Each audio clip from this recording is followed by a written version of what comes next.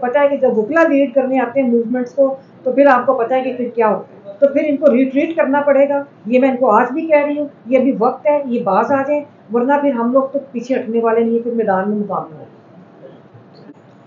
دیکھیے سب سے پہلے تو میں ان کی جو فیملی ہے عمران ریاض کی اور ان کی جو مسز ہے، میں ان کے ساتھ اظہار یکجہتی کرتی ہوں اور ہم ان کے ساتھ کھڑے ہوئے ہیں، ہر طرح سے ہم ان کے ساتھ کھڑے ہیں.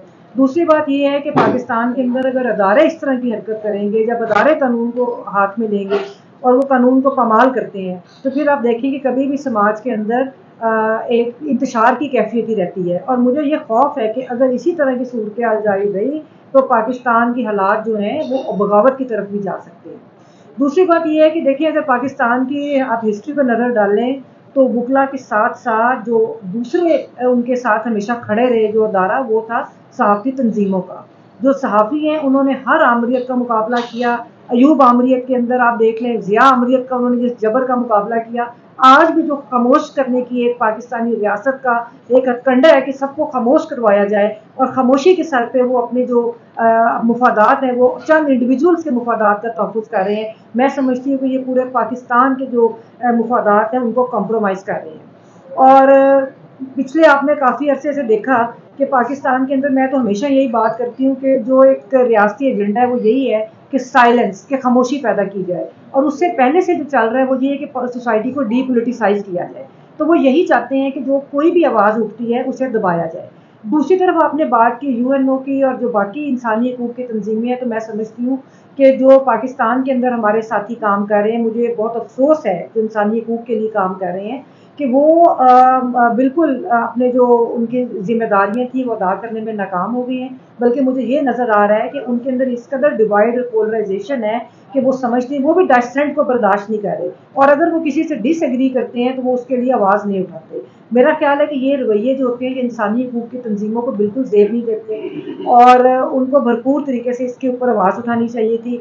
جہاں تک یونائٹڈ نیشنز کا معاملہ ہے تو آبویسلی یہ پاکستان، اگر یہ معاملہ ادھر بھرپور طریقے سے اٹھتا ہے، جیسے اب شروع ہو گئی ہے بات، یہ ظاہری بات ہے ہم سب جانتے ہیں، تو اگر وہ اس طریقے سے اٹھا تو یہ پاکستان کے لیے بہت زیادہ ڈیمیجنگ ہوگا.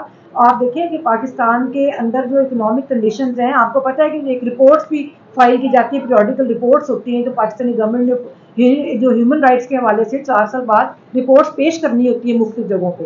تو اگر اسی طرح کی ہیومن رائٹس کی پامالی رہی تو میرا خیال ہے کہ پاکستان بالکل آئسولیٹ ہوتا جائے گا، مہذب دنیا کے ساتھ پاکستان کے رابطے ختم ہوتے جائیں گے. اور سب کو نظر آ رہا ہے کہ پاکستان کے اندر جو کالا قانون ہے، جو ہمارے قوانین ہے، ریاست جو ہے ان کو خود سے جب پامال کرتی ہے تو وہ پھر بنانا ریپبلک ہوتی ہے.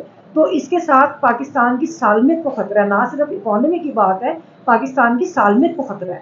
تو ابھی بھی وقت ہے کہ میں کہتی ہوں ریاست اپنے روش کو درست کرے، اور اگر ایسا نہیں ہوگا تو پھر یہ ہم سب کے لیے، جو عوام ہے، یہ اس کے لیے بہت نقصان ہے. عمران ریاض کی بازیابی نہ ہونا کس کی ناکامی ہے؟ اداروں کی، حکومت کی؟ سب سے پہلے ان کا اٹھایا جانا جو ہے وہ ریاستی بربریت کی طرف اشارہ کرتا ہے.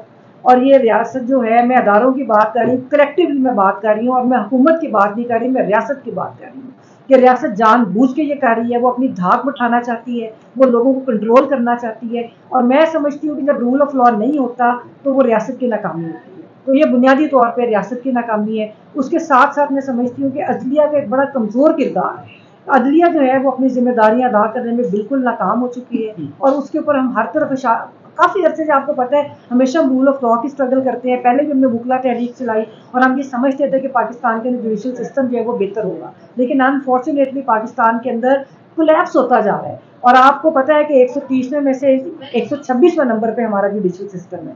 تو ابھی بھی جو کچھ ججز ہیں، میں ان کی بہت رسپیکٹ کرتی ہوں، جو بہت اچھے ہیں، جو کام کرنا چاہتے ہیں، کچھ کر بھی رہے ہیں. تو میں سمجھتی ہوں جو نہیں کر رہے ان کو بھی اب ہوش کرنی چاہیے، اور ان کو چاہیے کہ وہ اپنی ذمہ داریاں جو ہیں ان کو ادا کریں. یہاں پہ بڑے بڑے بہادر لوگ بیٹھے ہیں، یہاں پہ جسٹس وقار سیٹھ جیسے ججز رہے ہیں، یہاں پر اور ججز ہیں جنہوں نے بغاوت کے خلاف ابھی فیصلہ آیا. تو اس طرح کے ججز موجود ہیں، اگر وہ کام کرنا چاہیں تو وہ بہت کام کیا جا سکتا ہے. تو اس لیے جوڈیشری کو چاہیے کہ وہ اپنی ذمہ داریاں ادا کریں. انسانی حقوق کی میڈم آپ نے بات کی، ہم اس مرتبہ یہ دیکھ رہے ہیں خاص طور پر خواتین کو ٹارگٹ کیا جا رہا ہے. جہاں پر سیاسی جماعت کی خواتین ہیں وہیں پر وکلا خواتین کو بھی ٹارگٹ کیا جا رہا ہے. کیا سمجھتے ہیں؟ یہ بہت افسوسناک ہے. اور میں پھر یہ کہتی ہوں کہ یہ حکومت کی دو چیزوں کی طرف اشارہ کہ ایک تو کمزوری ہے، دوسرا ہم یہ بھی سمجھتے ہیں کہ یہ خواتین کو پولیٹیکل پروسیس سے باہر رکھنا چاہتے ہیں۔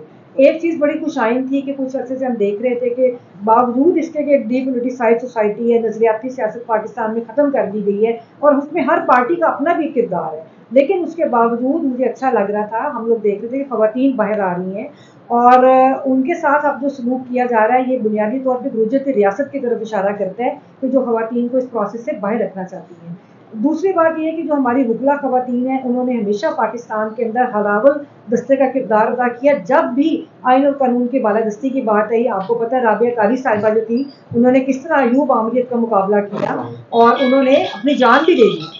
اسی طرح ہماری باقی خواتین وکلا تحریک میں آپ نے دیکھا، اور اب بھی میں ان کو سلام پیش کرتی ہوں، میں ہر طرح سے اپنی خواتین وکلا کے ساتھ کھڑی ہوں، اور اگر آئندہ کوئی اس طرح کی بات ہوئی تو پھر ہم جیسے ابھی ہمارے صدر صاحب نے بھی کہا ہماری تحریک آلریڈی ہم لوگ شروع کر چکے ہیں اور یہ تحریک زور پکڑے گی، اور پھر میں آپ کو بتا دوں کہ جب ان کو پتہ ہے کہ جب وکلا لیڈ کرنے آتے ہیں موومنٹس کو تو پھر آپ کو پتہ ہے کہ پھر کیا ہوتا ہے، تو پھر ان کو ریٹریٹ کرنا پڑے گا، یہ میں ان کو آج بھی کہہ رہی ہوں، یہ ابھی وقت ہے، یہ باز آ جائیں ورنہ پھر ہم لوگ تو پیچھے ہٹنے والے نہیں، پھر میدان میں مقابلہ ہوگا۔